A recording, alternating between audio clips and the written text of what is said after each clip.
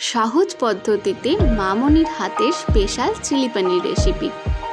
প্রথমে তেলের মধ্যে পনিরগুলোকে হালকা করে ফ্রাই করে নিতে হবে। তারপর তেলে সামান্য পরিমাণে ঘি দিয়ে কেটে রাখা রসুন ও আদা কুচি হালকা করে ফ্রাই করে নিতে হবে।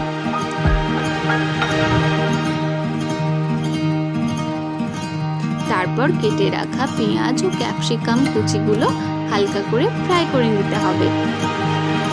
সামান্য কাঁচা লঙ্কা দিয়ে হালকা করে নাড়াচাড়া করে নিতে হবে। তারপর টমেটো ও সয়া সস দিয়ে হালকা করে নাড়াচাড়া করে নিতে হবে।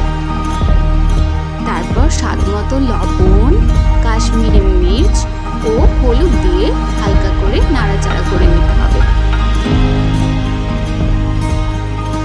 তারপর প্রয়োজন মতো মিষ্টি দিতে হবে। তারপর 2 চামচ কর্নফ্লাওয়ার দিয়ে হালকা করে নাড়াচাড়া করে নিতে হবে।